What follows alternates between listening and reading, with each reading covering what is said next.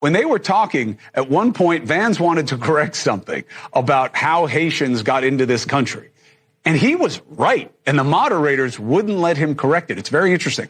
Margaret, but thank you, Senator. We have so much to get to. Margaret, I think it's important because we're going to turn out of the economy. Thank Margaret, you. The rules were that you guys weren't going to fact check, and since you're fact checking me, I think it's important to say what's actually going on. Thank you, Senator. Facilitation of illegal immigration, Margaret, by Thank you, Senator, for describing the legal process. We have so much to get to, Senator. Those laws have been on the books since 1990.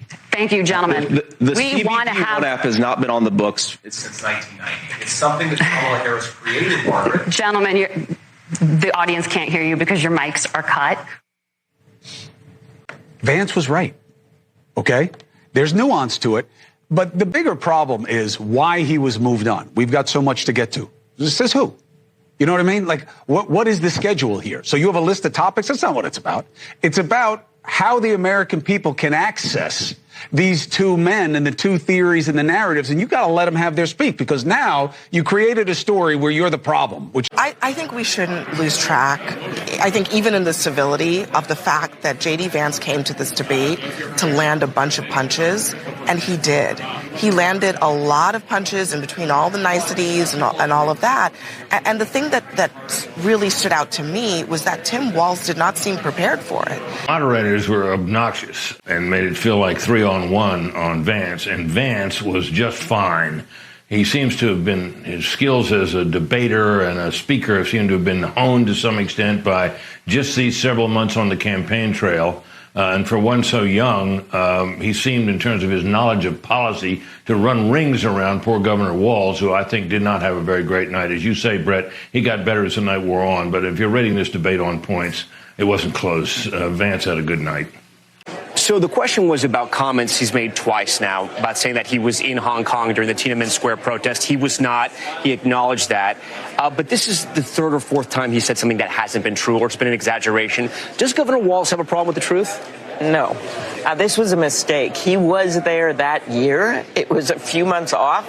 And, of course, there was much discussion at that time about what happened in Tiananmen Square. It's pretty clear Vance outclassed Walz tonight. I mean, I was watching this, and all I could think of was, man, Walz is so... And this guy sitting in the White House Situation Room with that facial expression that's like 50% sheer terror and 50% extreme bafflement. I mean, it was amazing, the split-screen difference between a competent Vance and a totally in-over-his-head Walz. The answer on why he lied about his trips to China and the Tiananmen Square thing was probably the worst VP debate meltdown since Stockdale in '92. You know, who am I and why am I here? It was 2.5 minutes of absolute terrible. For Vance, night of redemption. All the political media has told us that Vance was a terrible pick and Walz was going to bring in all these voters. That charade is now over. Walz does not belong at this level of American politics. Vance does. Final verdict, Tim Walz wandered into the wrong bar tonight. But at the beginning, the two issues driving the campaign right now are Harris has a big deficit on the economy, Harris has a big deficit on immigration, and Republicans were happy tonight and Democrats a little bit nervous that on those two issues, Vance carried it. I think that Walz did seem unsteady. And frankly, what I saw in Walz is somebody who has not faced questions on a national stage since he became the Democratic nominee. He was simply out of practice. I mean, I don't know why they've done it, but they've kept him out of the limelight. They've kept him away from reporters. They haven't had him do any interviews. And he was clearly unsteady through much of that debate. And in contrast, J.D. Vance was very smooth. He took the arguments not to Walz. He was very respectful of Walz, took it to Kamala Harris. He hasn't taken interviews.